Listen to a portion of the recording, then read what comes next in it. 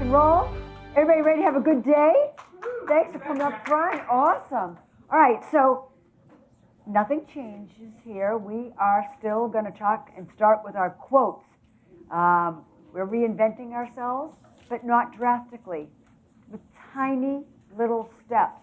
So many of you are taking gargantuous steps. You're trying to do all these things.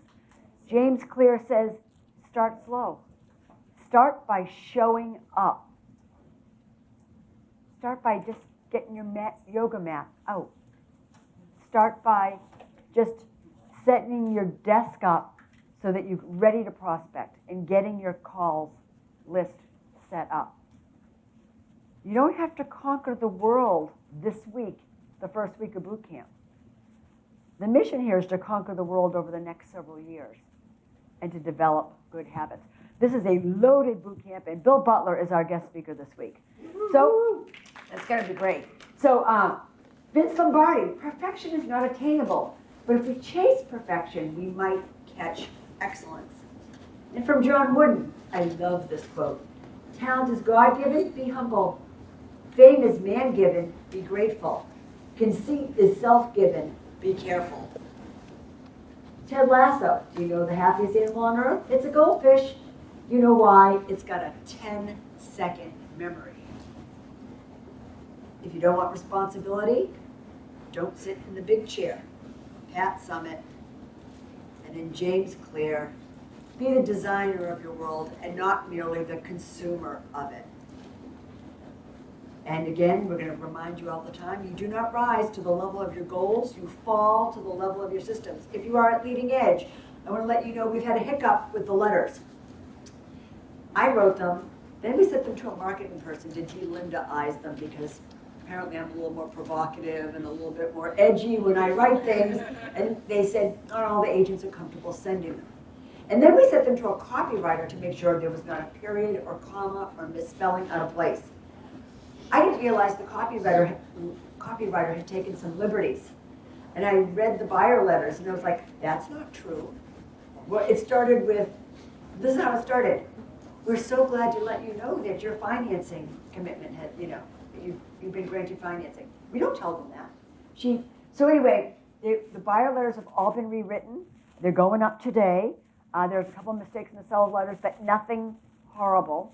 And that will go up over the weekend. So I just want to let you know, I know some of you have downloaded them into your Gmail. I apologize. I just assumed she was taking care of commas, but again, she took a little bit more liberty. So with that, systems are in place. We had a wonderful walk along the Charles. I will tell you, if you haven't been, consider just taking yourself along the Charles. We walked on both sides of the river, so we were in Boston and in Cambridge. It was about a 5-mile walk, according to Stephanie Mitchell. And it was, even though it's brisk, when you're moving and you're talking, bring a buddy and really enjoy it. This is actually a video. Right. Music loud. Hi, everyone. Okay. We're having a great time and we miss you. Can you hear the eye of the tiger? There's an eye of the tiger on. Come on our next walk on Woburn on Tuesday. Yep, tomorrow we're meeting in Woburn at 3 o'clock. Horn Pond, easy walk, 2 miles and flat. Some people have suggested that our Fells walks were not flat. Just a great views of Boston. Thank you, Tim Curtin, and I think Courtney took this other photo. Just spectacular panoramas when you're over the Longfellow Bridge, and it's just beautiful.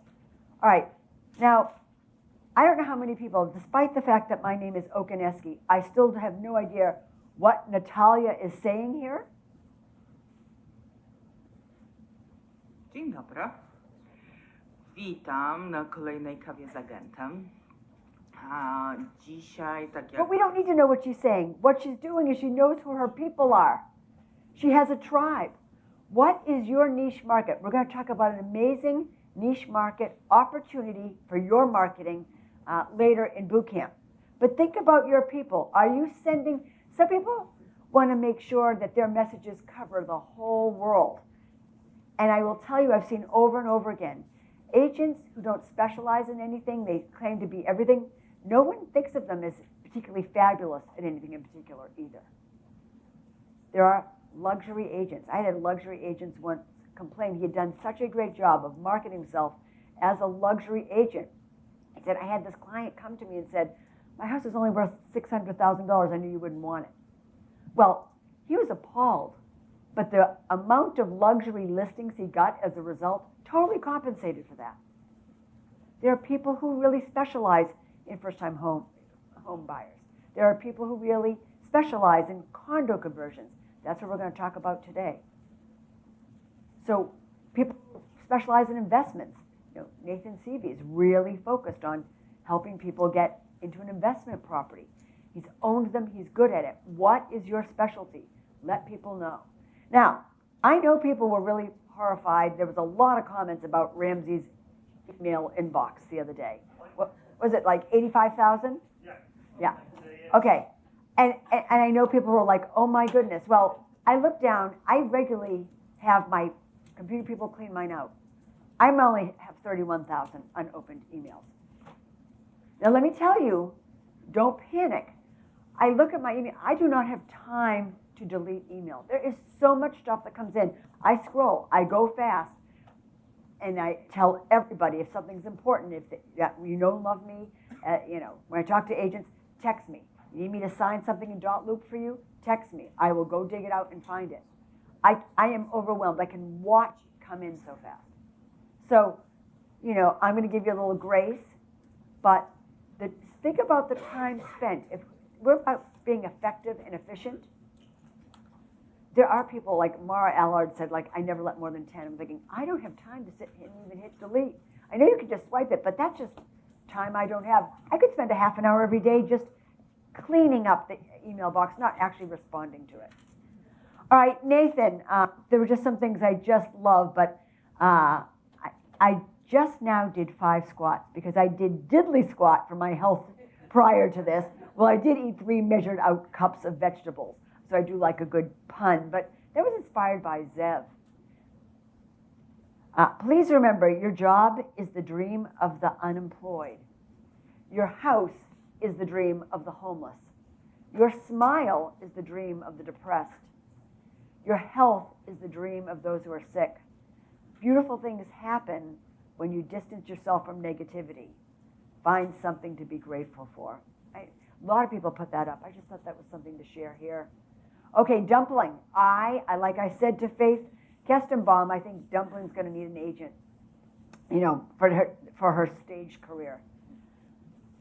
Someone said to Faith, why don't you make some memes out of all your pictures with Dumpling? And this is how she promoted her home buying seminar. When I overhear someone talking about real estate, does that resonate with you? Can you be in a restaurant and hear someone say the words purchase and sale 3 tables away and your neck snaps? Of course it does, right? We're tuned in.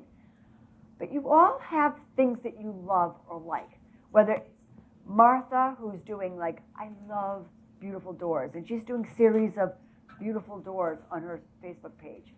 Lean into what's important to you, to what you like. People want to know about it or have fun with it. You're sitting in the house with COVID, take fun pictures of your cat and figure out how to leverage your business. I just saw this and thought, anybody who's doing new construction, that was a great thing. Think about that cutting board, which right over the trash. Wasn't that smart? Think about these little things when buyers come in, or you're flipping a house. That's just one of those cool things. Nancy Pilata put this up. I thought it was fantastic. Real estate cannot be lost or stolen, nor can it be carried away. Purchased with common sense, paid for in full, and managed with care is about the safest investment in the world. FDR. So we talked about silencing notifications so that you're not all the time going to your phone. I did notice my son does that all the time. No wonder I don't hear back from him. He doesn't know I'm texting. But anyway, Courtney sent me a message. And she did 2 things here that I really liked. One is she wanted to send me kind of a long message. It was a little bit of a story about how she passed the New Hampshire real estate exam. And she had this great thing. And you don't want to type all that. She sent me a voice message.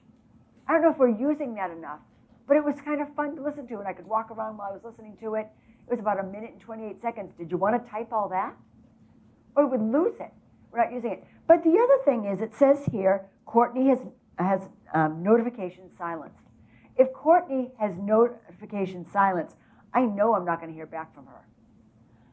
Many of us are training our clients that we respond immediately. I know you're responding while you're driving. I know you are responding while you're out to dinner with your loved ones. I know you're responding. I have been known to be on my yoga mat, because sometimes I like to bring in, because I think of things on my yoga mat, and then all of a sudden, this never happens in the studio, by the way. In the studio, you don't do this crap. But if you're home, you're thinking, I can answer that. All of a sudden, the message comes up over the yoga, and I'm like, I can answer that now. That's crazy. Denise McCarthy. I'm putting a lot of time into organizing things around my house, including my office. I noticed that if I put the task off when I'm busy, so now I noticed that I put the task off when I'm busy, so now I bundle it with something fun so that it makes me continually do the organizing. I bundled cleaning the office with a mani-pedi today. James Clear talks about if you're not rewarded, you don't repeat the habit. And that's the problem. No one rewards you for eating 3 cups of vegetables today. Nobody rewards you for making those prospecting calls, because generally on that day, no one says, oh, let me list with you.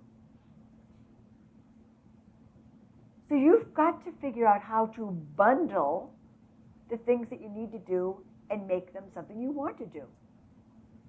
I think I told you the first day of boot camp, somebody who or maybe I didn't, took their exercise bike, and then they loved to watch Netflix. So this guy was an engineer. He put the Netflix on his exercise bike. He could only watch Netflix on his exercise bike. And then he also set it so you had to pedal so fast in order for it to continue to run. What a way to do that, right? He's getting his Netflix in, and he's getting his exercise in. Think about things that are important to you, that you can bundle, that you can put together. Because if you're going to be successful with the habits, willpower won't do it. I know so many of you, everyone starts their new year on a new diet. I have to say, when you use Noom, I thought, I'm going to check this out. It's called The Psychology of Weight Loss. And they never talk about calories.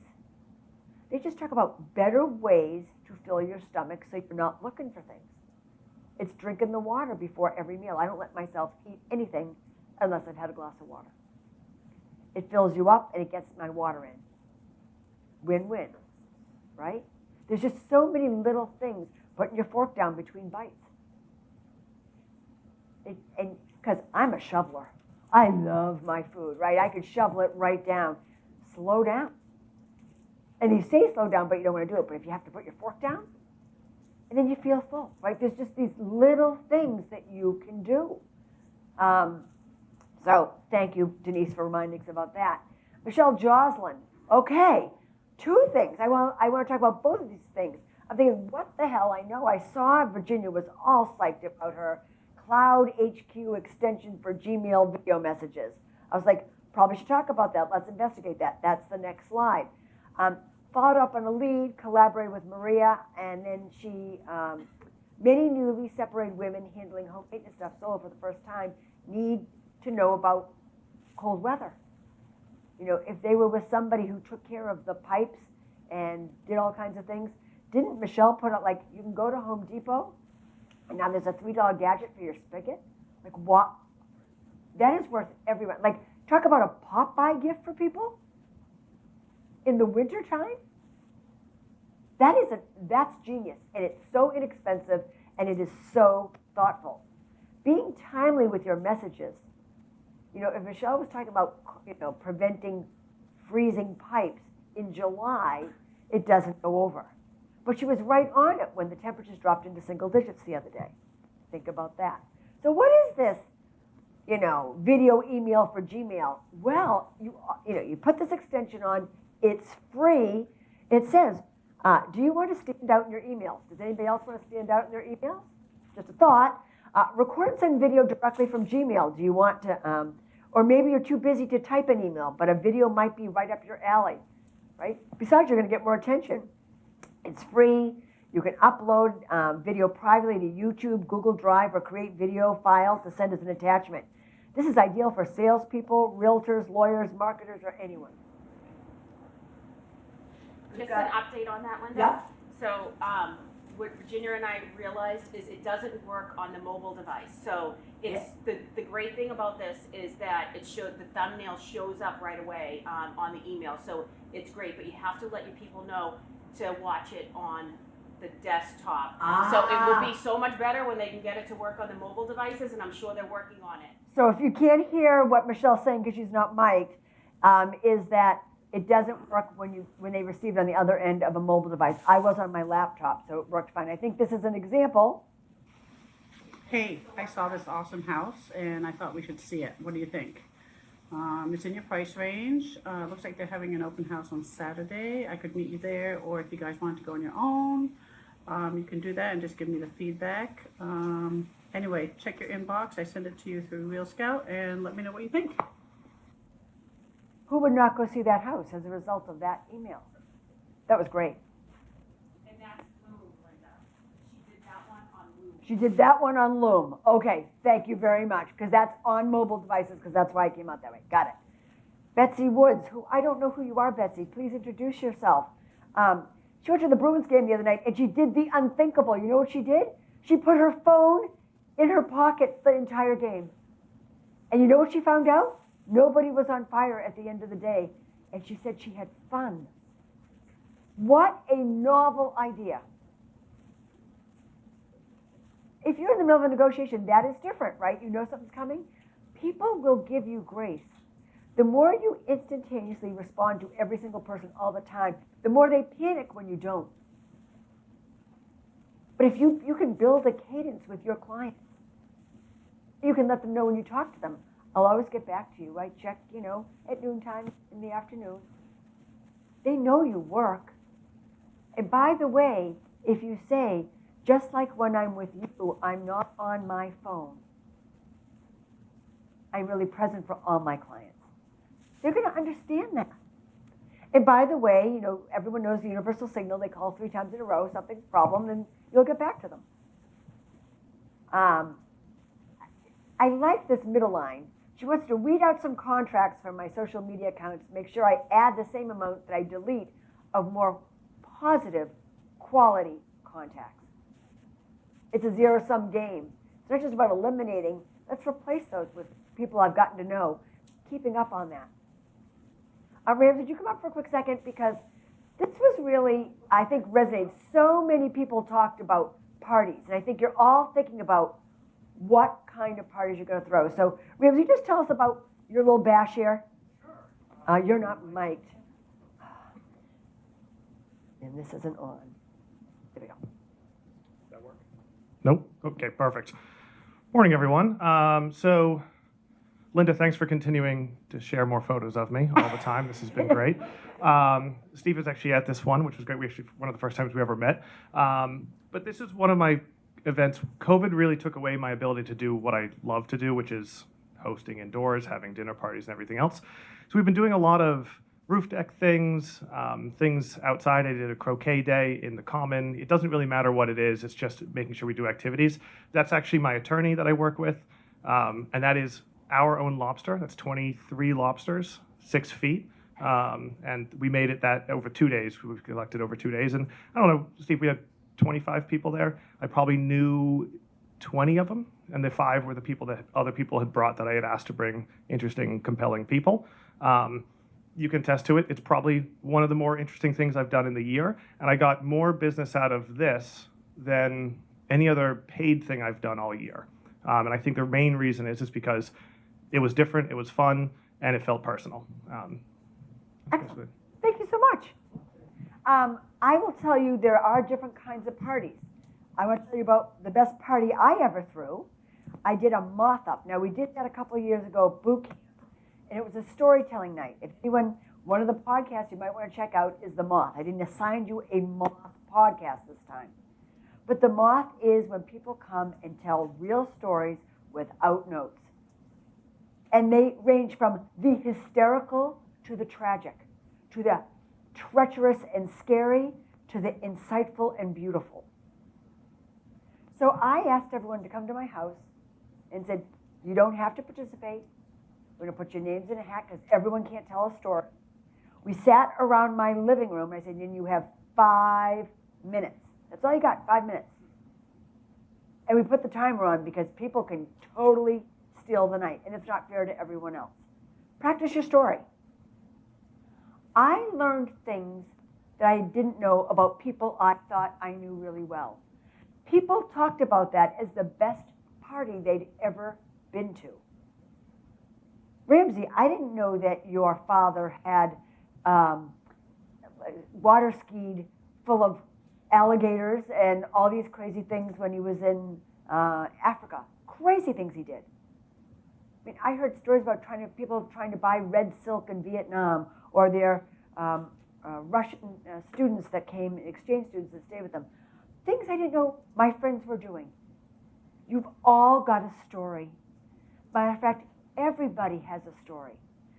That night was so successful that my friend Catherine Clark, who has the most hysterical airplane story ever when she thought someone had a bomb on the plane and wound up having an evacuation, very weird story,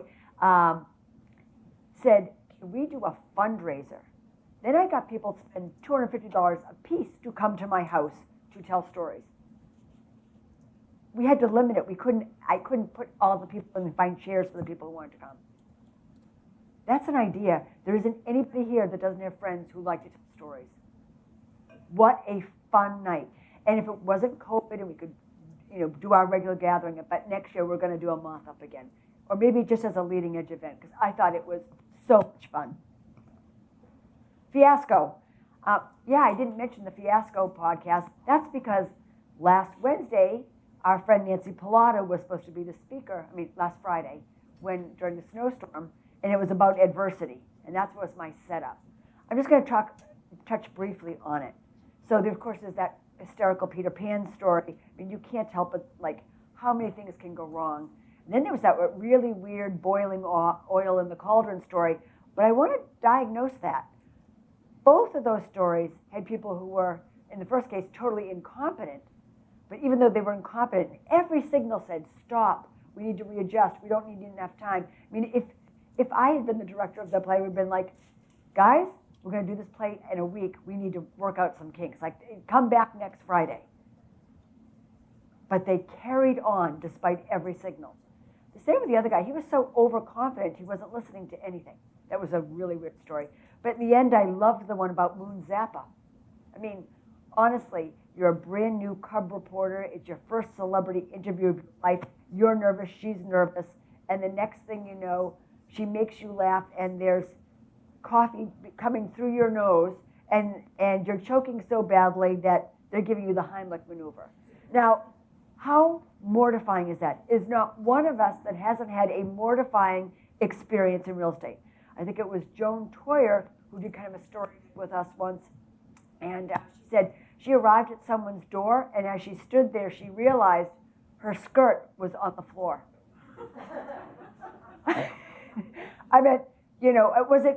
Steve, you had a story about walking the mud and walking land one day, and the next thing you know, he lost his shoes in the mud. They were gone, and he was barefoot. Things happen in real estate. If you can laugh about them and move forward, that's great. Turns out Moon Zappa is still friendly with this reporter.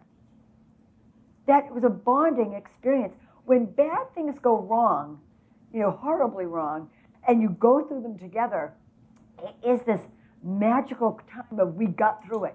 I know when, I don't refer to our former franchise, it's like Baltimore, but when our former franchise forced us to leave because they wouldn't give us a contract and they were starting to close down our offices, that was kind of as close to crisis as I've ever been in business. We're thinking we could be bankrupt tomorrow. Now they're going to sue us. All these things are going on. But the staff who had to spend the 4th of July weekend going out and changing out all the signs, and we had to change every piece of material. 4th of July weekend, Bianca was at my side up in Ogunquit, and all we did, morning, noon, and night, was change every document that we had. After that, the staff was like, that was crazy, but boy, we got to know each other. We kind of had fun. They made the most of it. So when things go wrong, look at the sunny side, right? Who put up that great meme? I think one of you did. Like, you know, when you look outside at the snow, you can either appreciate it and be grateful it's a snow day or not. Regardless, the snow will still be there. What's your mindset? And then, how many of you have listened to the punchline? I don't want to ruin anything. I will not get ahead. But is there anyone who didn't think that was one of the best podcasts they've ever listened to? That it is great. But I just wanted to show you. This is John Scott with his twins. He's an NHL player. If you could have told me, I would have been so into this podcast on an NHL goon. No way. I do promise it's. I don't want to say anything about it because I don't want to ruin the end. But this is him. Just so you can see who he is. He's a big 6'8", 260-pound guy. Okay, my next thing, I want to set this up. So Mara Allard, I heard some of her team is here today, brand new with our office. She just opened a Beverly affiliate in our LEAP, Leading Edge Affiliate Partner Program. And she came to boot camp. She's all in on Leading Edge, really participating. And the first day of boot camp, she said something like, oh, I knew she was out at Canyon Ranch. She's at this wellness center. And I send videos to my team just to kind of update them and stay in touch. I said, would you mind sending me a copy? She said, well, here's the one I sent out like yesterday. So I want to let you know that this is the kind of thing she does spontaneously. And by the way, she had no idea I'd want to show this. It's 10 minutes long. It's 10 minutes of gold. Here we go. Good morning, team. It's so bright. You can't even see behind me, but it's like the window with snow. So, Anne, I hope you're feeling a little bit better today. And I want to thank Chris and Connor again for helping Anne. And I was going to start with this quote of James Clear, who wrote Atomic Habits in the newsletter that's free that I sent you the link to subscribe to. It doesn't matter if you're a beginner or an expert, as long as you're on the path. If a beginner is on the path, all they need is time. If an expert is on the path, they won't be an expert for long. So all you need to do is be on the path. So I had this long thought that I was going to do this whole thing on gratitude, which I've totally changed my mind since being here. So I'll do gratitude some other time. So I'm blessed to be at Canyon Ranch, which I am grateful for, and I'm celebrating my wins. Somebody told me a long time ago that we have to celebrate our wins, and I didn't do that in the beginning. I might have bought things or did things, but I really didn't celebrate my win. So a few years ago, I started going, I didn't go last year, to Canyon Ranch, which is in Lenox, Mass. There's also one in Scottsdale, Arizona. Maybe someday we'll go there. And it's beautiful, and it's a spa, and it's wellness, and it's mindfulness, and it's meditation, and it's a million things. You can do body comp, you name it, you can do it here. And life would be so easy if I could just live here, because I got up at 7 o'clock and I had somebody walk with me, a professional that actually was talking about mindfulness. And then I went to a yoga class, and then someone made me a very heart healthy meal for breakfast in this beautiful surroundings. Then I went to a lecture on meditation and mindfulness. So yes, if I lived here, life would be easy, but I live in the real world. So this is just a reset that I'm able to do. And I'm grateful to do it. To say, good job, Mark. Good job on your year.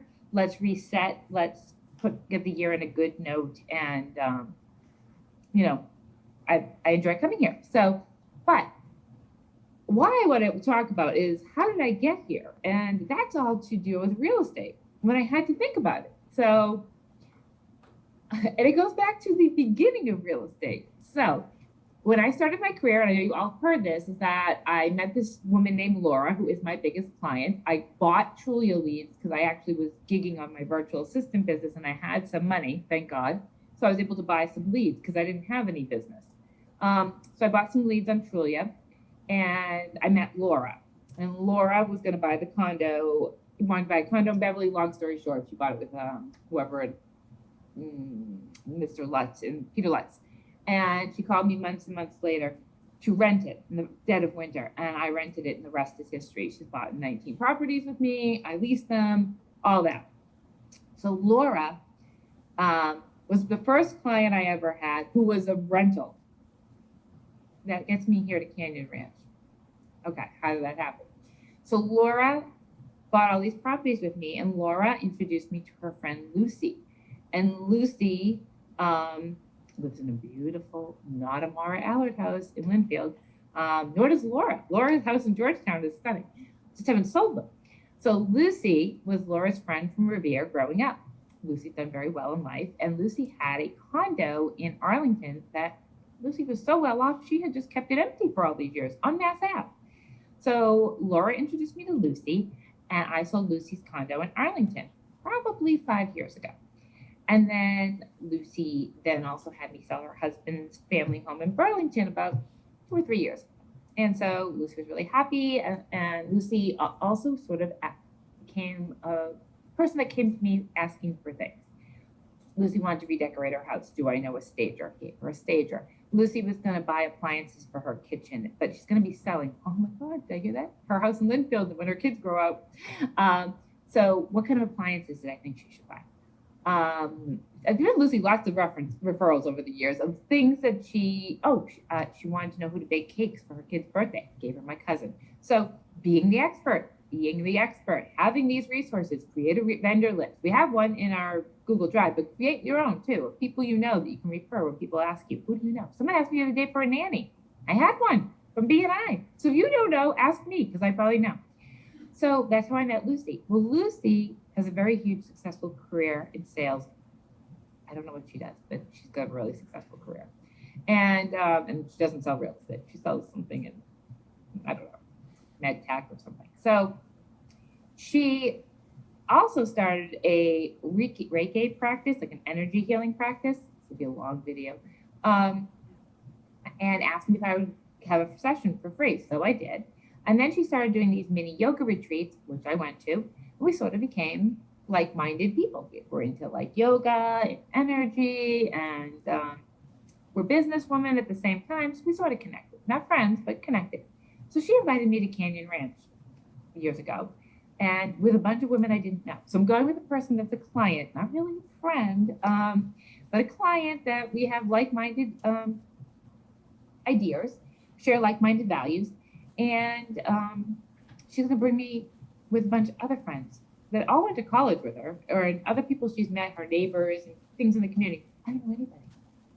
Out of my comfort zone. Gonna get in the car, gonna drive out to Lenox, spend some money. I don't know anybody, but I went and I did it. And I had a good time, and I've done it again. So here I am again, doing it, and now I kind of know the women. Still don't know all of them, but I've met them now a couple of times. And, you know, we were at dinner last night, and I can't tell you how many times Lucy said, oh my God, Mara's an awesome realtor. Like, she was just selling me to these strangers, and people are getting divorced, and they really have really nice homes. And then this morning, I just came back from a meeting and a mindfulness thing, and two of the people were saying they were struggling to meditate. So I'm gave them my business card, keep on this thing, leading edge realtor. And I'm like, look, I know this really good guided meditation. If you text me your email address, I'll send you the meditation.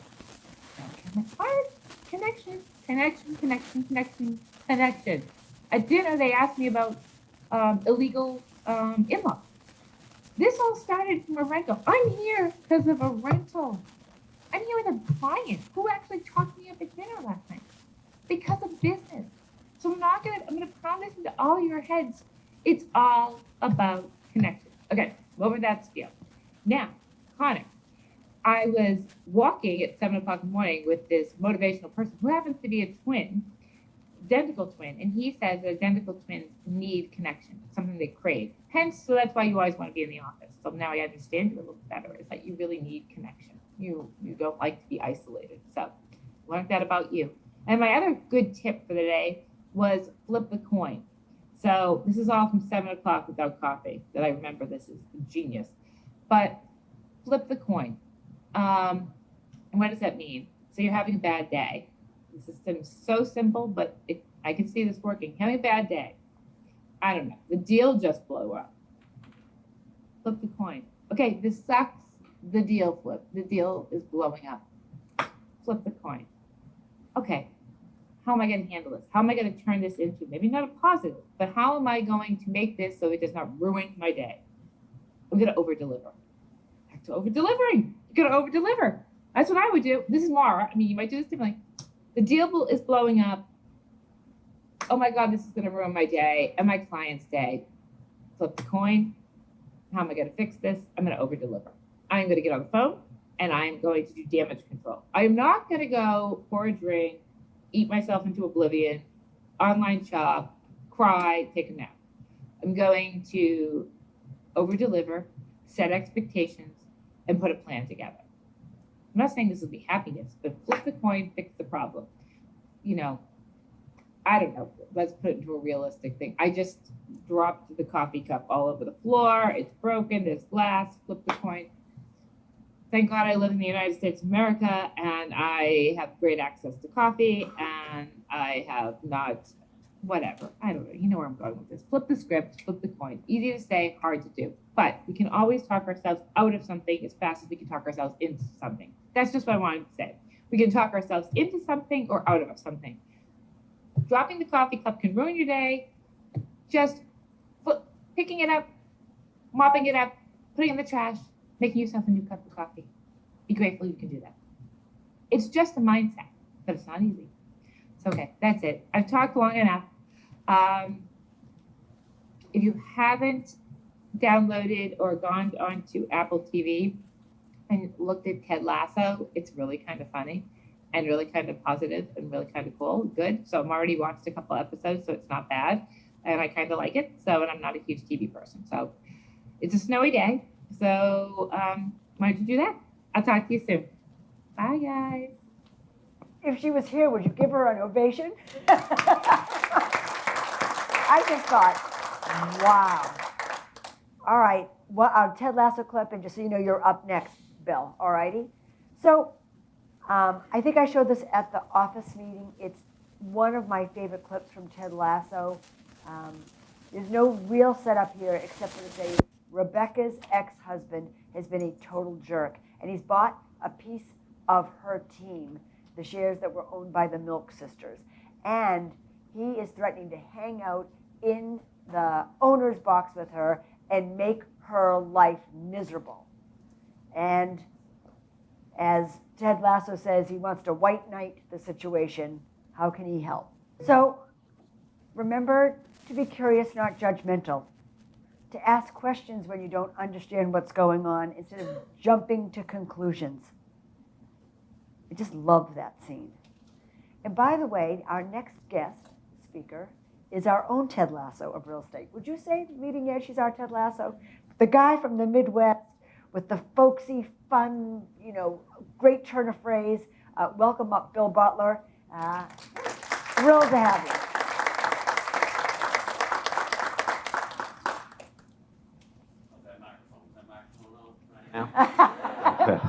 I want to say hello to the people at home right now. Hey, everybody. We didn't forget about you. What's going on? Happy Friday. Can you hear me okay? Is that all right? Give me a thumbs up. Awesome. All right, what do I hit here? Okay. The arrow forward. Okay. Yep, good. Cool.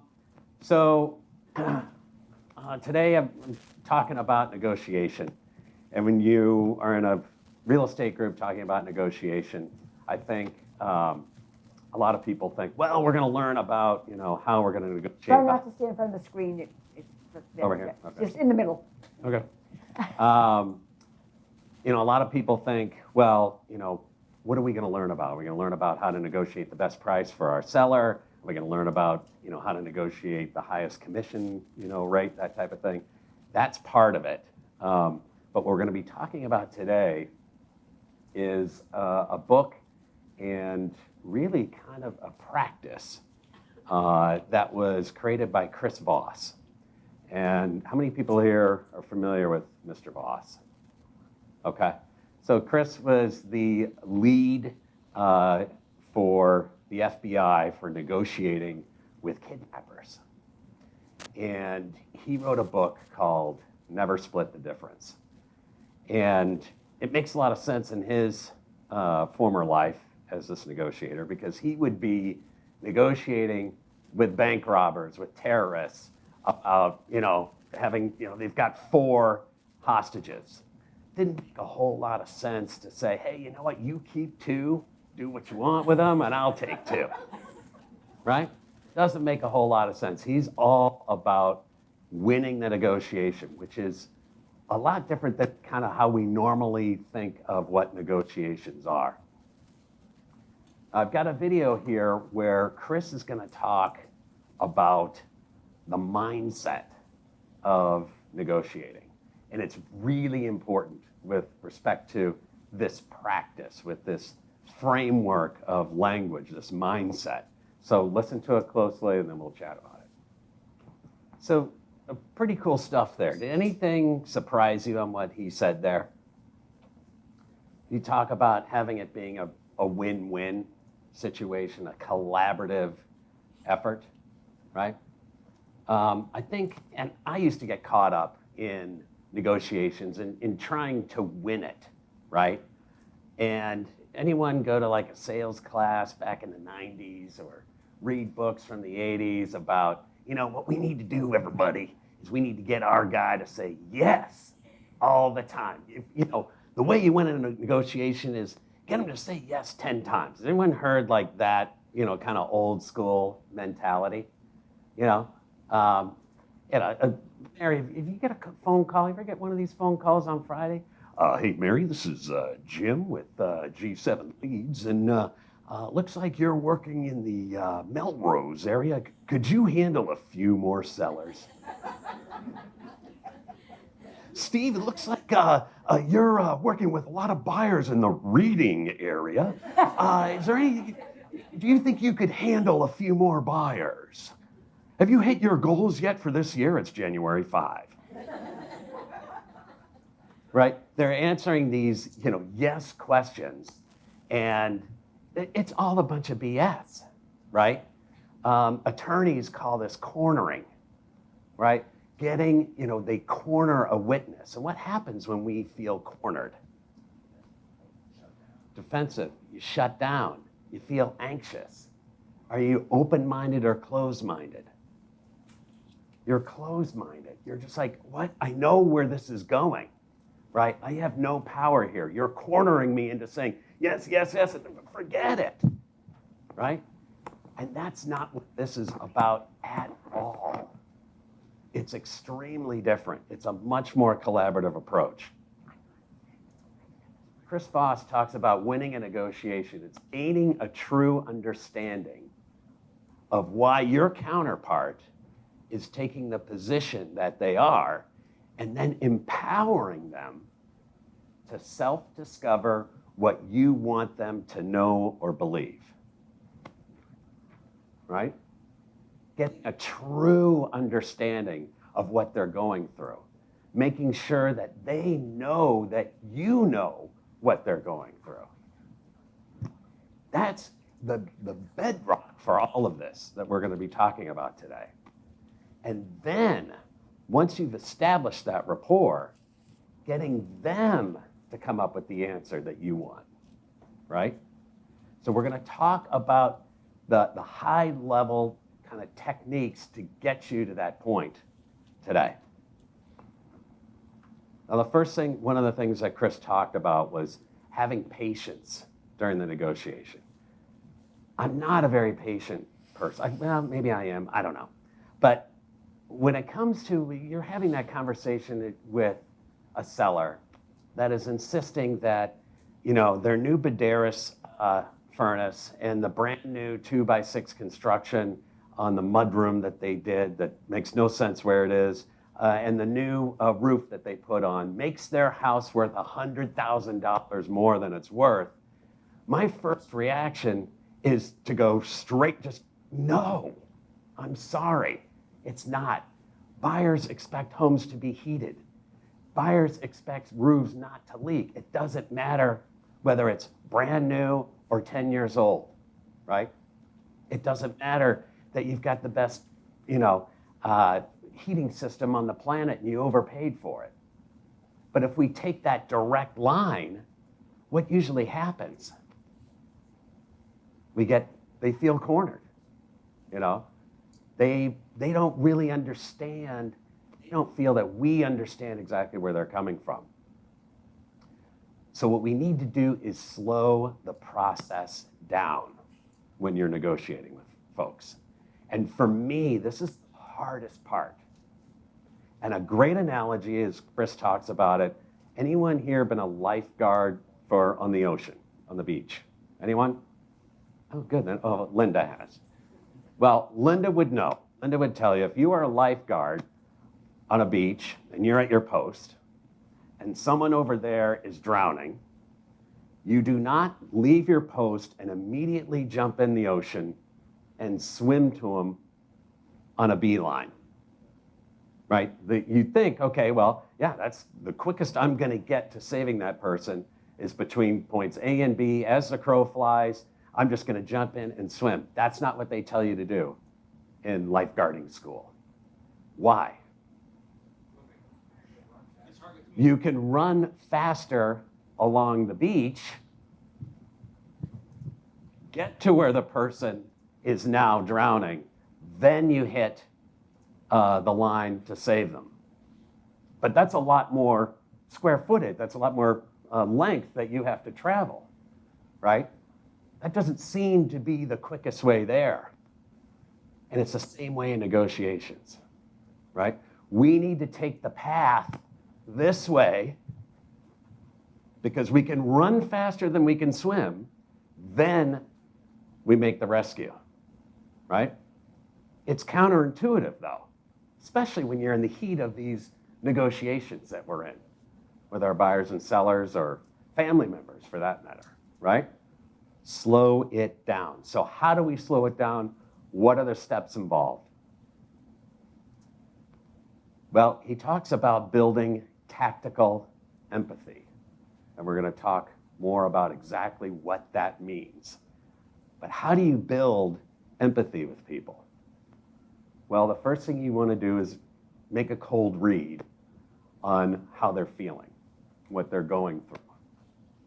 The next step would be to then label how they feel, express how they feel so they know you know what they're feeling. Once you have created that empathetic rapport with them, now you ask them a series of questions to get them where you want to be, right? The tactical empathy, cold read is running along the beach, labeling. Once you've established that rapport, now you're running with calibrated questions to go out and save them. So, what exactly is tactical empathy? Well, it's imagining yourself in your counterpart's position, but you don't agree with it. It just is. It's there, right? Just acknowledging it, imagining what that buyer or seller is going through, right? Recognizing their perspective and vocalizing that recognition, but don't make it about you and say, I understand. I know what you're going through. I don't blame you. That makes it about you, not about them. We just want to make sure they know we know what's going on. Also, what's important is recognizing someone's emotion by acknowledging it, but not validating it. I have done this where I've got a massive expressive who is a buyer or seller, and they are fired up. And I thought, well, if I don't get fired up with them, they're not going to think I'm fighting for them. Yeah, they're horrible people too. What are we going to do about it? I don't know. I'll call you back later. Bye. Right? That doesn't do anybody any good. Brian Buffini talks about being the eye of the storm, right? So how do you do this? How do you make sure people understand, like, yes, I see and understand what you're going through. Don't make it about yourself. You don't want to legitimize it, right? You just want to make sure it's out there. It's been addressed. Well, you do a cold read, which is kind of a fancy way of just saying, okay, determining how they're feeling, right? And then labeling it. Calling it out, right? But there's a certain way to do this, according to Chris Voss. that makes it so that it's just there, right? We're acknowledging that it's there. We're not giving any credence to it at all. And he does it by saying phrases, it sounds like, it seems like, it feels like, it looks like. Well, Mr. Buderis and New Roof and 2x6 Construction, seems like you feel a buyer should pay you a hefty sum for not only going ahead and making these improvements, living through all the mess that you had to live through. Yeah. Now, Mr. Seller, it seems like in an historic seller's market, if you're not really getting the absolute, asking for the absolute highest dollar, you're leaving money on the table. Yeah, yeah, yeah. Seems like, Mr. Seller, if you're working with an agent who doesn't understand the value of these things, you're working with the wrong agent. Have we ever stepped off a cliff like that before? Right? Making these labels, really getting down, because we know what, if you've been in this business long enough, you know what they're thinking on the other end. And a lot of time it has to do with being the agent. But we don't want to really bring it up, right? I challenge you to do so. I've got some examples here. But you do it with seems like, sounds like, feels like. You're putting it out there. You're not saying, I understand. Oh, I get it. Oh, you have every reason to think that. That's not, you're giving it legitimacy, right? You're giving it credence. Now, some people say, well, what if I label them wrong? What happens then? You're in great shape, because now they're going to give you a direct roadmap on how to sell them. For example, real life situation. I had a listing a couple months ago. The seller was, I got a text that he was incensed. He said, Bill, it is Monday night, and I do not have a coming soon post in my yard. What is going on? I'm very confused. Now, when somebody says I'm very confused, what are they saying? They are pissed off. So I immediately pick up the phone and call him, and I says, well, so you're telling me, and I'm thinking the whole time, I'm like, this guy is thinking he is missing out on millions of dollars because we don't have a coming soon sign in his yard. Now, I never promised him a coming soon sign. I don't like coming soon signs. I don't do coming soon on the MLS. I don't want to give a price, before we are posting on MLS. So I said, well, I called him and said, seems like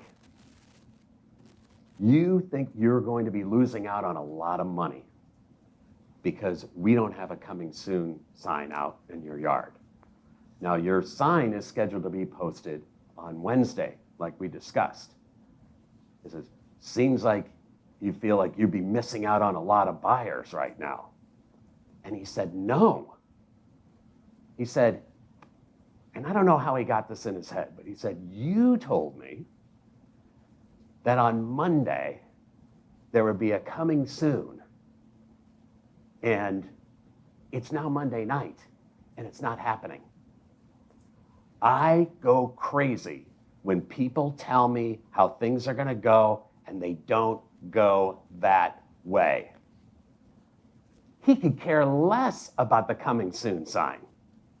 But this was a check in the checklist that wasn't being checked off. This was an item in the checklist that was not getting checked off. Whoa, how valuable is that to know at kind of the beginning of the process?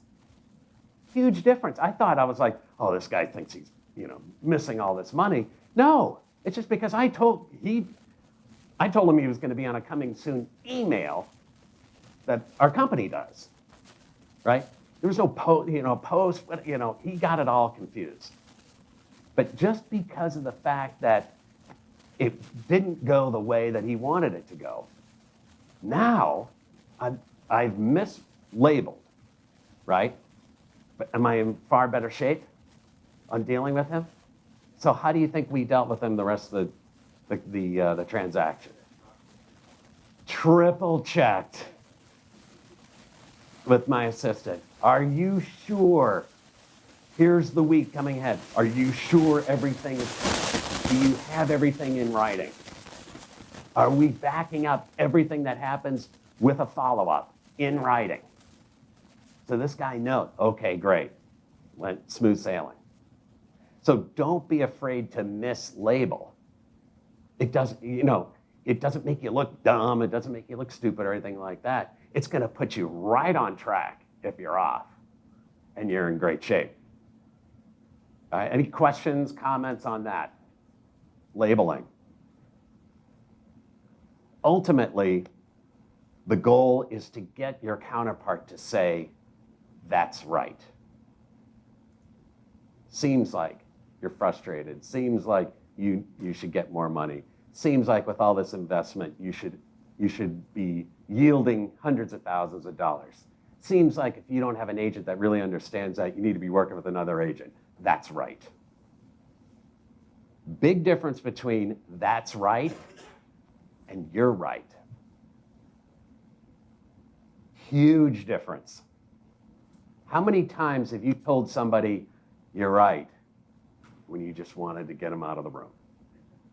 You're right, you're right, you're right. Chris Voss calls that a counterfeit yes. Right? When somebody's being cornered and it's a time when they just don't agree with you, they feel they haven't been listened to. You're right, you're right, you're right. Just, you've accomplished nothing. Big difference between you're right and that's right. That's right are two words, and I don't know why, but they symbolize a rapport and an understanding. So that's what he claims. That's what we're going for when we're building tactical empathy. That's right. Another example from the field. I got tons of them. I was listing a condo in Melrose. This was like 2 years ago. And it was an acquaintance who's a general contractor. He calls me up, I want to sell my crappy little condo in Melrose on Wyoming. I said, great. I said, well, let's go take a look at it. This was in January or February. He has me over, and the place is a dump.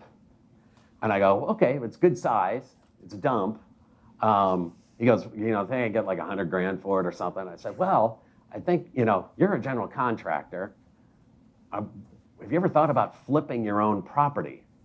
And he says, well, what do you mean? I said, well, if you just do, what we call the leading edge or refresh here, stone countertops, paint the cabinets, lay in some LVP, paint the unit, put in, to you, what would cost a consumer maybe $7,000, to you it's probably $3,000.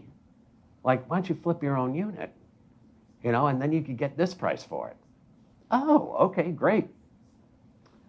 So next thing I don't hear from him for months. I get a call from him in June. He's like, we're ready to list the condo.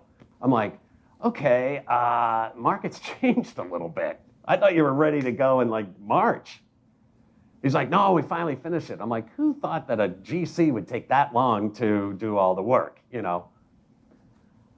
So he says, well, I still want to go with the price, that we talked about in February. And I'm like, well, I can't make any guarantees. Like the market has changed. And this was 2 or 3 years ago, prior to COVID.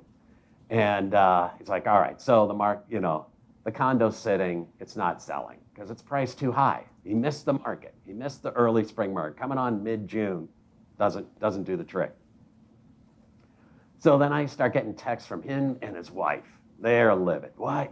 We jumped through hoops of fire to get this thing ready, and you said it was going to sell for that. You said it was going to sell for that.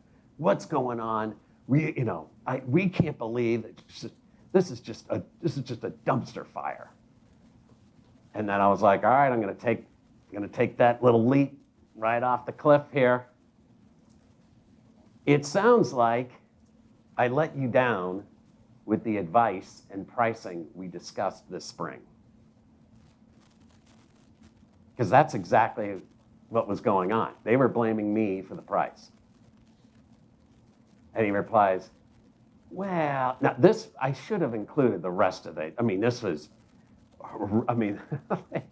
they were pissed. So it's not that you let us down in any way, shape, or form. I don't like passing blame. I do not do that. It just comes down to how we work together to move this place and all of us make money. I didn't even say it. That's what I wanted to say. Right? Beautiful. Pick up the phone. Here's what we need to do. We got to lower the price. Lower the price and sold it. Right? I mean, the vitriol prior to this. And now now he's saying, what do we got to do, Bill, to make it happen? Right? This stuff works. It really, really works. Now, so we've built our tactical empathy. We're on the same wavelength as other people, right? Now it's time for calibrate questions to get them where we need to go if we're not quite there. That was something magical that happened over text. But a lot of times it's not that easy. So what's a calibrated question? A calibrated question is where the listener is in control of the conversation, not us. It's our counterpart. It's where these questions ask for help. We're asking for help. They're open-ended. They start with what or how, not why. Avoid questions that are answered with yes. We don't want to corner people. They know what's coming a mile away. What about X is important to you? How can I help make this better for us? How would you like me to proceed? I'd write that one down as a reminder if you don't use it already. I use it a lot. Here's what's going on. How would you like me to proceed? How can we solve the problem? And when you're asking these questions, you have to be mindful of your tonality. It's not, how can we solve the problem? How can we solve the problem? How can we solve the problem? Drop it at the end, right? What is it that brought us into this situation? We've written up 35 offers, haven't gotten one accepted yet.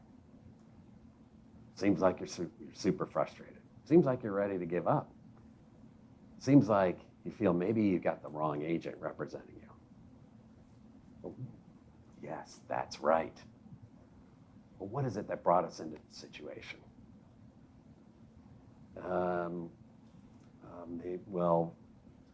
Other people are bidding higher than us. So what do you think we need to do to fix that problem? Other people are dropping inspection contingencies. Well, what do you think might help moving forward? Maybe we have a pre-offer inspection. Let's do it. What are we trying to accomplish here? How am I supposed to do that?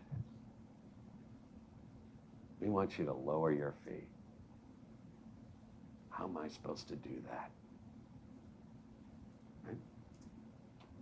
Calibrated questions for real estate. Hey, fee-related question. Anyone getting beat up over fee on a listing appointment? Time to time, right? Fun little questions here. When is the fee charged more important than the skills the agent brings to the table? I don't know. You imagine what a seller, how they would answer that? When do you feel all agents are the same and produce the same results? Great. When do you feel all agents are the same and produce the same results? Right? Now they're going to have to come up with examples of exactly what they've seen. And they can't. They don't know.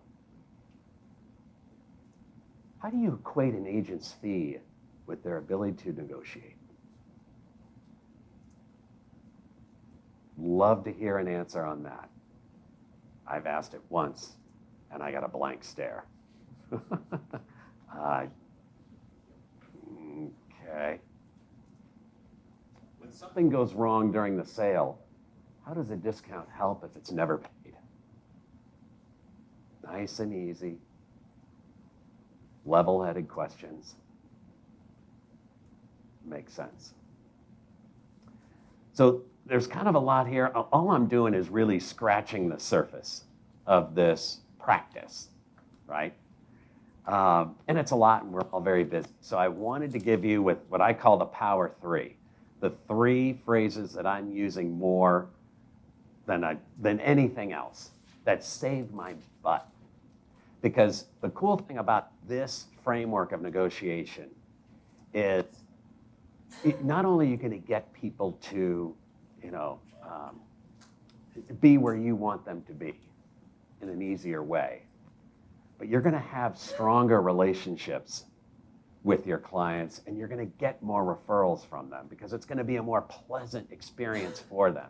You're going to get more of these rock star reviews, right? Because it's been a more empowering situation and experience for them. And a lot of it has to do with that phrase, when shit hits the fan. I've said this 4 times in the past 3 weeks. I had 2 listings fall apart, buyers pulling out at the last minute. In the past, I would call up, scared to death, call my client, hottest real estate market in the history of the world. Hey, Andrew, it's Bill. How's it going? Good. How's it going? How you feeling? That's the dumbest question you could ever ask somebody. I mean, somebody in the middle of a transaction, right? Are we doing cold reads now, especially like on a home inspection? That's a really nervous time for a buyer. I always used to ask, hey, how you doing? I'm freaking out, dude. What do you think? Do a cold read. Hey, get any sleep last night? Right? This has got to be a stressful day for you. We're going to make it okay, right? Open house, cold read. People slugging in with their kids. They're kind of PO'd, whatever. It's like, seems like you've done this before, right? Are you building more serious rapport with those folks? How you doing today? How'd you find out about the open house?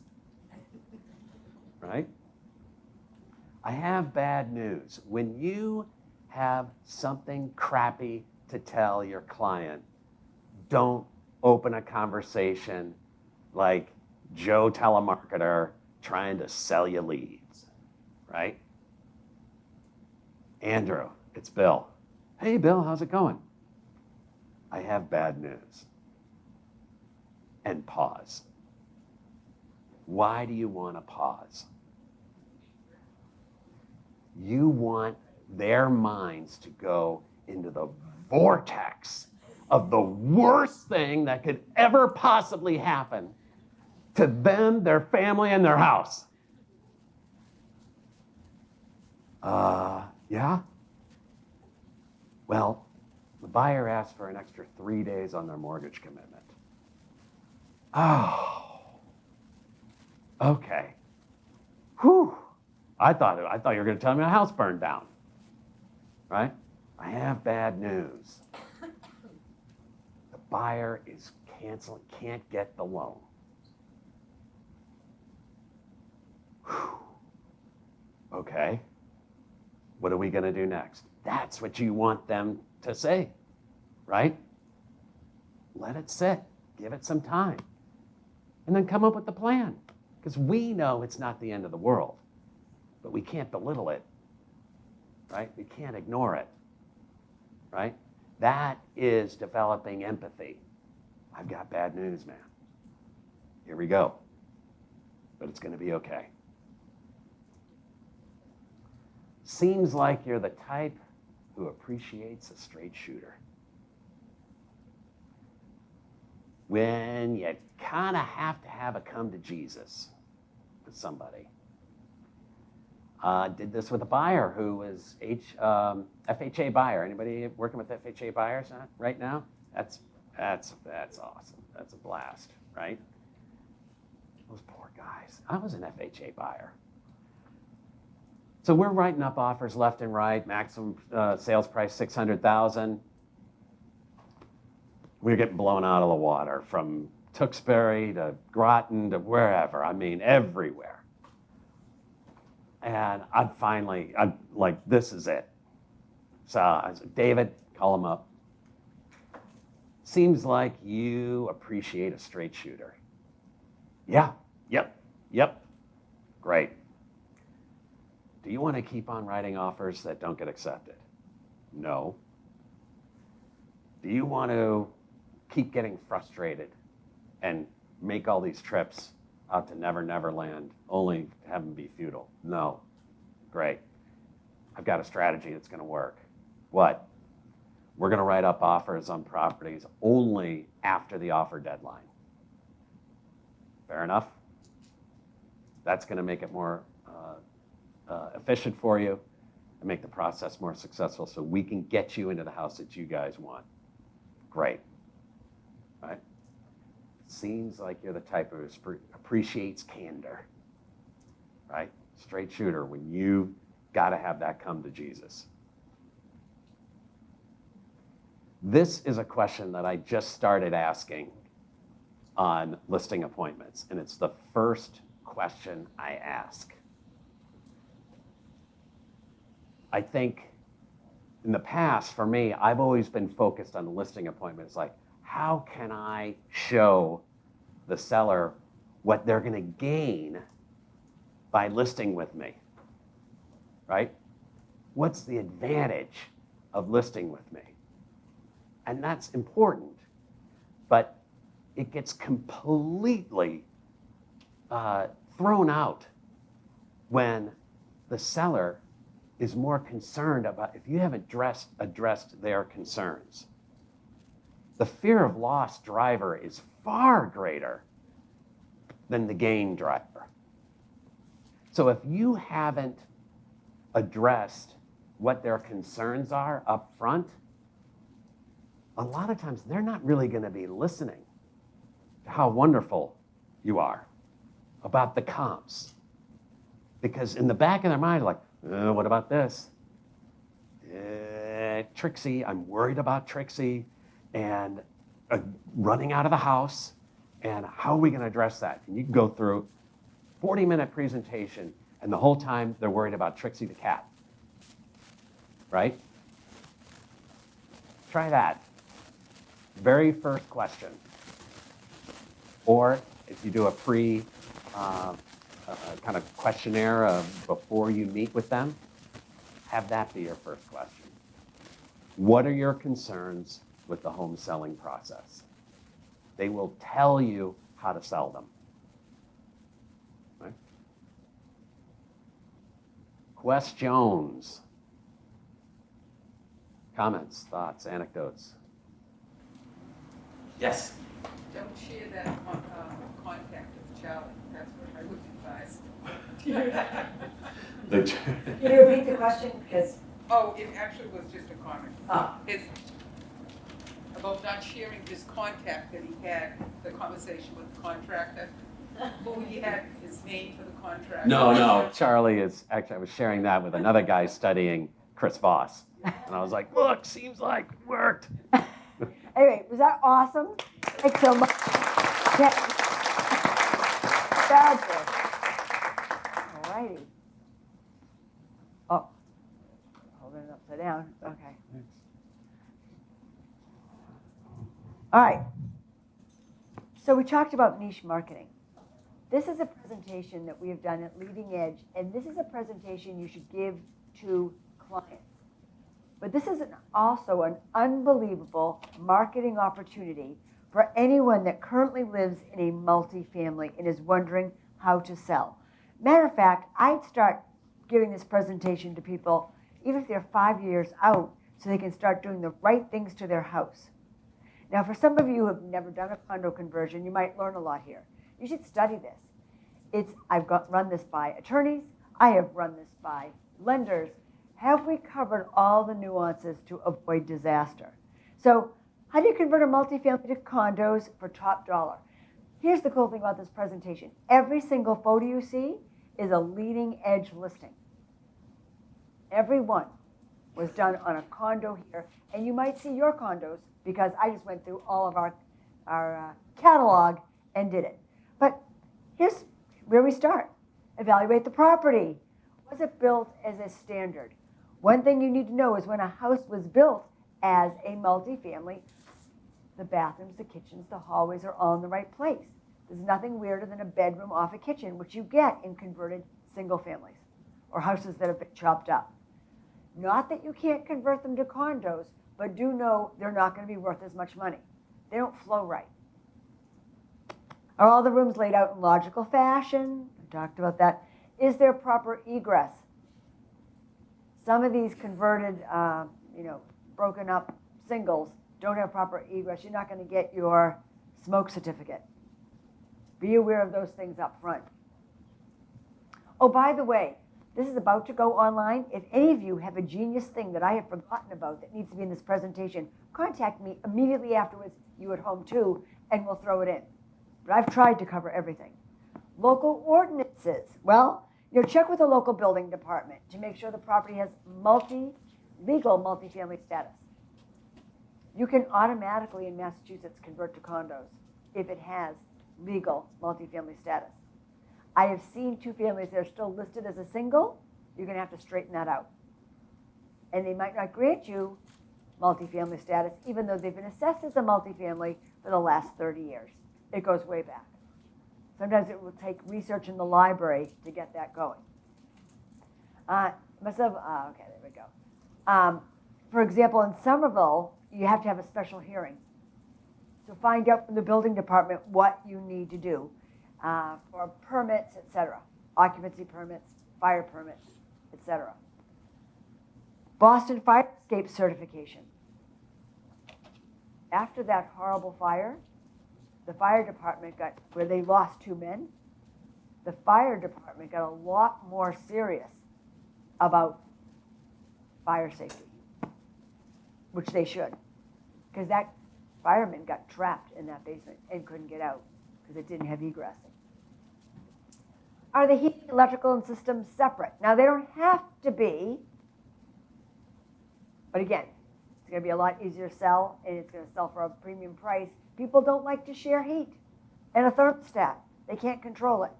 There's a lot of condos out there that still do that. Separate water meters, it's rare, but it's a bonus. Does common space require a separate electrical meter? If they've got hall lights, porch lights that are common, no individual unit owner should get stuck with that bill. Laundry in units? Is there shared laundry like a lower level? If when you're doing plumbing, you're doing renovations for what? Putting laundry in the unit is a huge plus for so many people. Be aware. Remember, you're presenting this to a potential seller. Biggest mistakes people make is not refreshing and updating. Too many people think they can wave their magic wand and do all the legal paperwork and have a surveyor out and have architectural plans and they think it's a condo.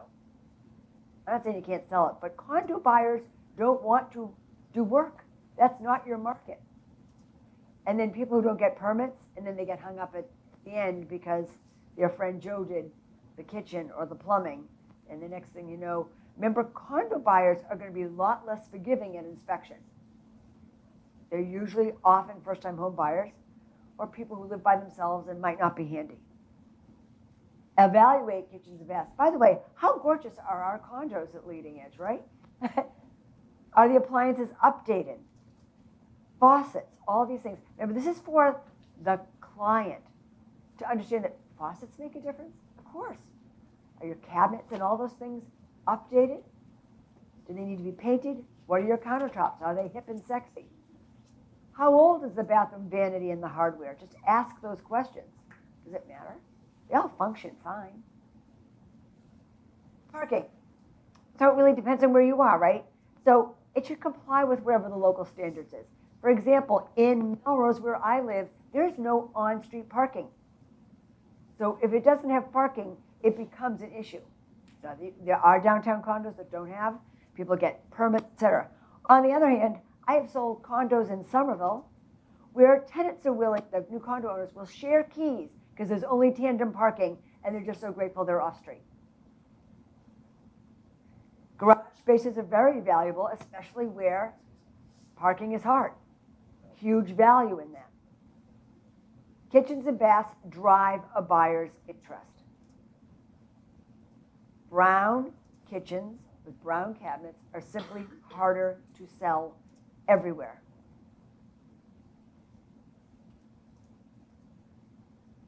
Here's that blonde wood we talked about. Paint all the rooms.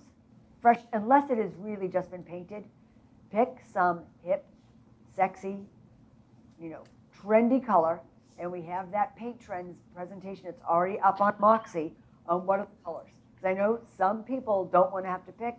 There's blues, there's grays, there's grays, there's beiges. Ceilings and all flooring, carpet, hardwood should be updated and in excellent condition. As Ramsey's Nana used to say, people look down. That's why they find money. And it is, people do look down. And it changes the look of a place. Any carpet that is the least bit stained with allergies and things, people don't want it. Are the light fixtures newer and trendy? If you're working with a developer, they are so cheap when they do their light fixtures. I get it. You can go to Lowe's and Home Depot and you can buy a chandelier for $169. That's the one place over your kitchen counter and over the dining room. Spend a little money. You don't have to spend $2,000 on chandeliers, but I'd spend $500 to $1,000 on those two items. They're very visual. It hits you straight in the eye. Light fixtures mean a lot. Because it's hard to replace older tile that is out of style will result in a lower sales price. Let them know that. Budget for staging. People hate to stage. If a house comes empty, why are we putting furniture in it? Because you and I both know it works. And here's the stat. ROI for a seller is at least 5 to 7 times the cost of staging. Stage will not sell a property that is overpriced. Remember that. Pricing is still absolutely king. First impressions. People get so excited about the kitchens and baths and painting, they kind of forget to do the outdoor spaces. That's where people are driving by. Staging outdoor spaces. It has never been more important. It used to be a yard. I don't care if you buy those, $19.99 Adirondack chairs at your local hardware store. Put furniture in the yard where people feel like they can be out there. A little investment for a developer to do an outdoor fireplace, huge. Those porches, look at that, it's just kind of, it's not really upgraded fancy wood at all. When those porches are empty, they just look desolate. They're so unappealing. But now I can sit out there. Put the furniture out. Good job, Leading Edge. Let the light in. Now we need to remind them because they spent all that money on those drapes, right? They love their custom drapes with the Waverly fabric from 1987. And basically, you don't need window treatments for sale. Sometimes it's nice to have shears. You want to, maybe sometimes even getting blinds. I had a condo once where they were just looking at a brick wall. Let's get some blinds in here so we can pull those down, nice white blinds. Will the grounds be shared or divided? You don't see that very often where they put a fence right down the middle. Sometimes it's shared, it's common, we can both use the yard, and sometimes people want a fence. Seller's cost of conversion. What does it cost? Well, and these are all updated prices. The architectural plans vary, but it's about $3,200 for a 2-unit, and it goes up from there. A full survey is going to run you between $1,500 and $2,000 in Greater Boston. Those are pretty standard. And attorney fees to draw up a condo conversion of 1 to 4 units is going to run between $2,500 and $4,000. Remember, there's a lot more paperwork on multiple units, more common space, more exclusive use space, things they have to work on. Recording all the documents for a condo runs about $515. That's standard for, I would say, Bell and Izzy does all of our team's condos. That's our house counsel, and they have standard docs, and that's what's running. The extra cost of commission to oversee the condo conversion project. How about that? Are you building that in? You should be paid. They're going to make an extra $300,000 or $400,000 or $200,000 because of your expertise. But this is not regular real estate. You've just become the GC. Make sure you're compensated. A good attorney. Yeah, when you're seriously considering a condo conversion, do not ask your uncle who is an attorney to do your condo conversion. There's a hole there. My heel went right in it. Make sure that you get somebody who knows what they're doing. It can make all the difference to your success. For marketing purposes, which spaces are common? Which ones are exclusive use? How's that going to work? Is there a back hall that's kind of in a porch that's exclusive use, but somebody has to walk kind of through their stairwell of that exclusive use area? There has to be some kind of easement that they can use that, or not. That has to all be decided. And the attorney can't determine those things until they have the architectural plans. All right, wait. Ready? We recommend that you do not put the condo on the market until you have plans, a budget, condo docs to share with prospective buyers. Is anything more frustrating than when agents put a condo on the market and then can't answer any questions because nothing has been determined? That's why you have to start with an attorney very early, because it's taking a long time. They're backed up to get the plans, to get the surveyor out there, and to write up those docs. Start early. Wait again. Please don't list the unit before it's ready. I've had developers going, you know what? Everyone can see the dishwasher goes there, but the kitchen looks ridiculous and the photos look ridiculous. The dishwasher isn't in. That means your developer has to be on top of the supply chain and figure out how to get something delivered, especially if they're doing a high end and they want some exotic appliances. Additionally, banks are reluctant to lend on condo conversions that are unfinished. They've got to finish all those extra spaces. The bank appraiser is going to come out and say, project isn't complete, loan not approved. And they think just because their unit's beautiful, they're done. They're not done. Demanding buyers. Perhaps it's human nature, but it's our experience that buyers want to change the condo docs to suit their needs if they're not done yet. Oh, you know what? I'll pay a little more, but I want the whole yard. I'll pay an extra $10,000, but you've devalued the other condo by 40. They will ask for crazy things. They want to change the pet policy. They want to change all kinds of things.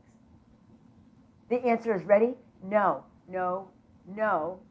And in case you didn't hear that, it was no, you do not change the condo docs. Anything they want will adversely impact the sale of the other units.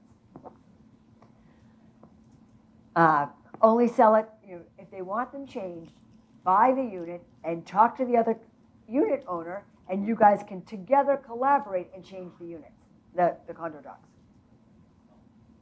Which all of a sudden they realize immediately, oh, they might not like my idea, which is the whole point. Seller's financing. A seller must pay off a mortgage when the first unit is sold. You sell to a developer now, you find I'm making this up, 4-family in Chelsea for $1 million. They were 30% down. They owe $700,000 on that unit. each of those units, when they're done, is going to be worth $500,000. When they sell the first unit, it's not free and clear of a mortgage because they can't pay off the $700,000 mortgage with their $500,000. Now, there are partial release loans, but make sure if you're selling to a developer that they get a partial release loan so that that can be released. I got that right, Costa? Thank you. All right. If not, the seller will have to remortgage the remaining units. I've seen that hold up like, oh, I don't have a partial release loan, and now I have to remortgage, and that is going to hold up your sale. Remember, the loan was for a multifamily. The mortgage holder had a lien on all units. When a unit is sold, the loan is in default, so original loan must be paid off. If an investor is buying, partial release, there we go. If developer holds more than one unit, it could trigger owner-occupied issues for condo buyer financing. It's not unusual for an owner to want to hold a unit. They can't hold a whole bunch of units. You know what? I'm going to keep these 3 and sell 1. There'll be no loan for that. Pets. Now, I'm trained by Bob Bell and Lou Izzy. This is who's trained me. But every time I see condo docs where, no dog over 35 pounds, a limit of 2 cats, it strikes me as interesting because I've seen people who are like, my dog weighs 38 pounds, I can't buy this unit. Bob is one of the original guys on condo conversions. Like when that became legal in the early 80s, he was kind of on the board doing rules. But his rules for pets are great. He said any condo doc should just have, you're not allowed to have a noxious pet. Because you can have a yippy-yappy 12-pound dog that is crapping all over the yard and is an awful pet for the association. You can vote that dog off the island if that's what's going on. But if the condo rules say a 35-pound pet or under, you can't. So that's why I love their condo docs. They're really well thought out on how to sell. Now, condo docs now, you can decide, is your condo going to be smoke-free? By the way, even though that limits your buyer pool, people don't want to buy units where smoking. We had a lawsuit at Leading Edge many years ago where we got sued because the buyer could smell smoke from a tenant in another unit. I think it was on a different floor. You know what saved us? You know that little consumer protection plan that we have signed? Saved us. Doesn't mean they don't sue, just means you win. That's the great part. We do not recommend setting limits on size of number of pets. We already had that in. Master insurance. You can shop master insurance. Some insurance companies have much more available, reasonable condo insurance. Don't cheap out, don't get the cheapest one, but you'll find that some perfectly comparable plans are very wildly different in price. Help your guys, your homeowners, shop for insurance. Get them good rates. Know where you can go find better home insurance. Matter of fact, my insurance carrier told me that at the time. I don't have good rates, Linda. You should go someplace else. I really appreciated it. Most banks require studs in HOA 6 insurance, and the new trend now is the sellers are paying for that. And I'm going to show you how they're going to get reimbursed. But what does studs in mean? Most condos, are all the outside walls and the, amenities of the place. But if you have a kitchen fire, they're not going to replace your kitchen or the carpet or all the damage that happens. You need studs in insurance. And the bank, they didn't used to require it. They're now requiring it. So make sure that when your seller gets their master insurance policy, that they're including that. And I'll show you how they get reimbursed. Water meter reading. When you close the first condo, it's proper to do a water meter reading so the condo association water bills will be triggered on the first closing date. I have seen developers who, been working on the project doing things, and then they don't do the first water meter reading, and then when the association has it, they have all the water bills that preceded. And of the other tenants that were there That's not fair. So that's the fair thing to do. That bill is the responsibility of the seller or developer at the time. The 6D will represent that no water bills are owed to the association at that time, and a seller's attorney on a new conversion will drop the 6D. Smoke certificate. All properties of 3 units or more or extensive renovation in a 2-family will require hardwired smokes. Someone note that space. Changed that this morning. Do this early in the process before the painting starts. Ever have a whole place all painted out and then you need to install hardwired smokes? Yikes. Think about this ahead of time. Calculating condo percent interest is based on value of each unit. People get confused. They say, I have a 1,500 square foot unit and a 2,000 square foot unit, and they add up the square footage and they go, oh, well, then this is, I do it easier, a 1,000 square foot condo and a 2,000 square foot condo. I have 3,000 square feet, so this one we'll just value this at 500,000 and the other one at $1 million. And that's not how it works. It is your job as the real estate agent to help the attorney, whoever's drawing the docs up, decide exactly how much each unit is worth. Now, you might be wrong, but you got to have a number before you can do the condo docs. Do your best to say, this smaller unit's worth 500 and this one's worth 650, 655. Be real, be as accurate as you can, because that number can't be changed unless later the association decides to do it. Here is a simple condo budget. I always do the condo budgets for all my developers. They don't know how to do it, the sellers don't know how to do it, and the attorneys don't actually, no offense, do a great job at this. So do it for real. Too many people try to cheap out on the condo budget. All they do, how many condos have you seen where all that's on the condo is we share the master insurance? Matter of fact, there is no budget. Then you have financing problems later because you don't have a reserve, or they're scrambling to put reserve down. Besides, don't you want to see as a buyer's agent somebody who's thought about all the bills that are going to happen? Of course you do. So this is the Undaunted Condominium Project projections. That's Mary and I's condo. I kind of made up these numbers, Mary, so don't worry.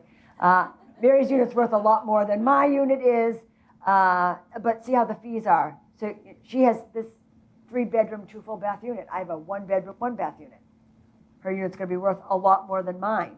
So I add up all of the costs, and I come up with our budget's basically $7,000, divide it by 12, and then I have a percent interest that I've calculated, and then that's how I can determine the condo fee. If you ever wondered how that's done, that's how it's done. In most cases, the developer cedes the reserve budget to the account for 10%. You can collect 2 months condo fees at closing to start the association. We've always done that, but you need to write it in the contract.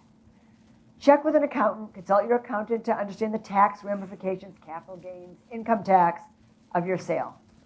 Name your condo. This is the fun part. You can name it after your kids. I've seen that done. You can name it after anybody you want, your high school mascot if you want. But this is the mistake that our attorneys say happens, is people name them on the numbers. Hey, 187 Pleasant Street condominium gets lost at the registry. Give it a name. So, here, name it after your children, pets, high school mascot, anything that's available. Best practices for naming. So, if you name the multifamily condos at 7-9 Wheeler Ave, that's 7 and 9, there's a 2-family. 7 Wheeler and 9 Wheeler is the best way. But what we see is not 7-9 Wheeler, Unit 1, Unit 2. Too confusing. Just leave the address. This is 7 Wheeler, this is 9 Wheeler, not 7-9 Unit 1. That's just waiting for title problems. Note on listing sheet. Buyer will put 2 months of condo fees into the reserve at closing. The city of, whatever city you're in, because people want to know, how much are my taxes? Well, we can't tell them how much the taxes are because the unit has not been assessed yet. All they'll pay is if this thing is assessed for $800,000 and I own 50%, I'm going to be charged a 50% assessment on 800,000. So I'm basically think about $400,000 plus the tax rate.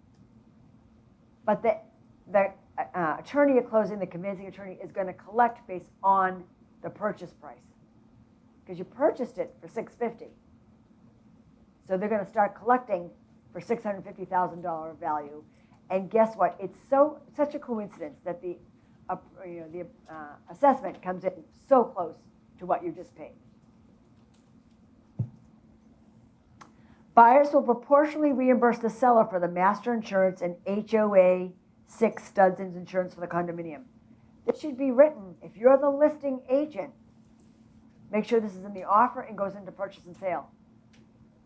If you're smart enough to use our consumer protection plan for your clients and you forgot to do it, that gives you a chance to put it in the purchase and sale if you've forgotten. For those of you who don't use the consumer protection plan, if you have a signed offer and you forgot this, the other attorney will say, screw you, you didn't. My people don't have to pay. That's not the deal. You can't add things that people have to pay for later if you haven't done it up front. But if your offer form is based on a mutually agreeable purchase and sale, you still have a chance. That's your safety net. Instead, put it on the listing sheet, right? Put this in for these two clauses should be on the listing sheet so they automatically transfer over into the offer and then they transfer into your purchase and sale. Transformations, I just want to show things that you can do. This is good for the sellers to see what we are capable of. There we go. Paint color should reflect what buyers are seeing in magazines and on Pinterest. You want the paint trends. You know how often they change Restoration Hardware and Pottery Barn the paint in the store? That's when I knew things were going white in 2012 before anyone else did. I said, and the Ann Taylor catalog just came out in all white walls? We'd never seen that. That was just 10 years ago. Please call if you have any questions. How comprehensive is that? Awesome. All right, so obviously I have no time to do the atomic habits, and I know I left you with bated breath saying, how is she going to insult us? Well, you're just going to have to apparently wait till Wednesday to find out. And by the way, I misspoke. The walk's not tomorrow. So sorry, guys. It's Tuesday, Horn Pond, 3 o'clock. By the way, if you guys are like, raise your hand, Linda, get on the right train. All right, so I'm just going to go to my ending here because we didn't get to the atomic habits part. This will tie into atomic habits, but I think this is a great way to change. This is Admiral William McRaven. This was his address at the University of Texas. Was this your actual address? This Megan Quirk, who's in the front line, actually witnessed this address when it happened. Wasn't that great? Totally inspiring. Billy, your presentation was fantastic. We're all going to be looking for that all right? Mara didn't even know she was doing a presentation. Flip the coin. And we'll leave today with, if you want to change the world, start off by making your bed. Embody a person who's organized. When you feel like you're organized, you're going to continue to be organized. Start right. Thanks, everyone. We'll see you next Wednesday.